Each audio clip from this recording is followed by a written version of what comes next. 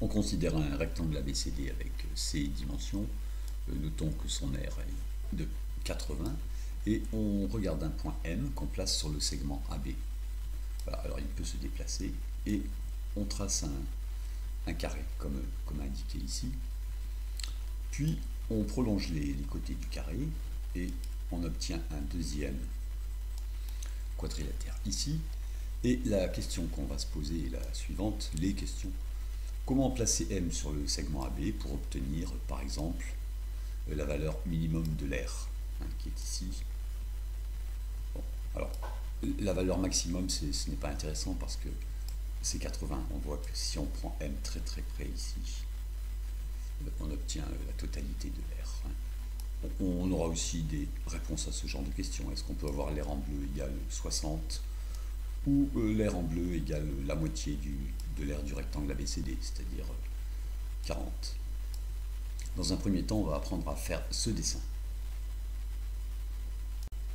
On va notamment aussi apprendre à créer ce genre d'affichage dans qui permet de répondre aux questions. Voilà.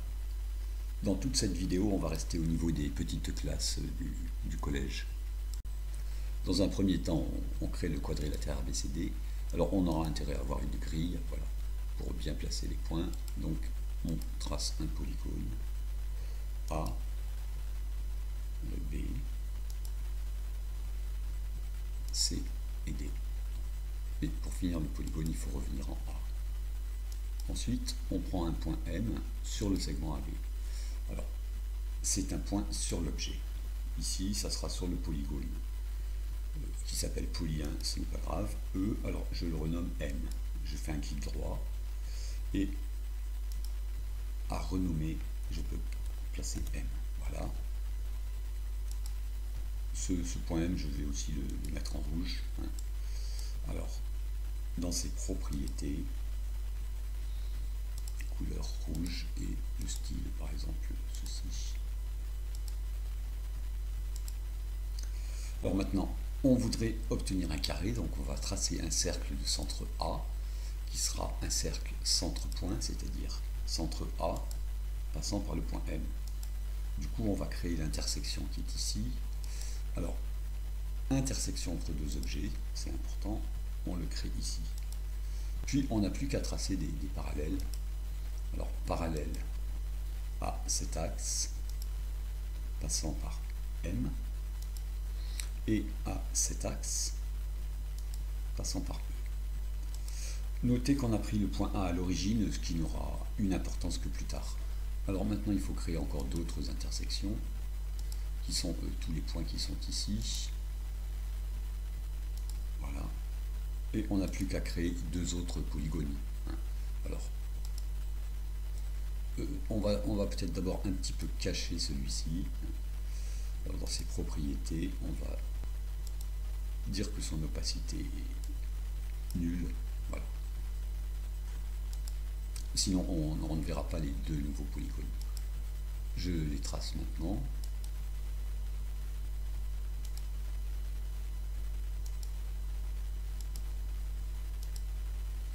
Alors, voilà pour le premier.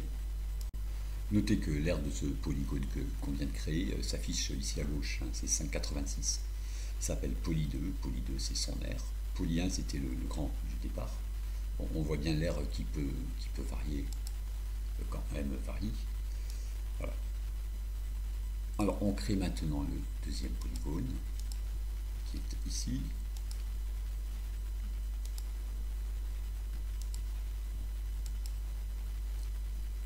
Bon. Et pour l'instant, ce n'est pas très pratique, il faudrait pouvoir afficher l'aire, la somme des aires. Poly 2 plus poly 3. Alors on la rentre en zone de saisie. Poly 2 plus poly 3. Alors, ne pas taper d'espace. On valide et ça vient de créer un nombre i qui est justement cette aire qui nous intéresse. Alors maintenant, si on veut l'afficher, dans insérer texte,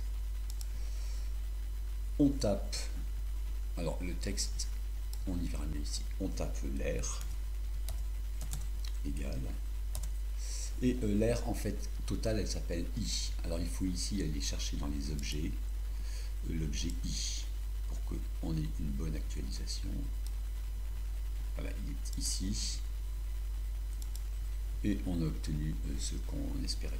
Alors après, on peut faire plus joli.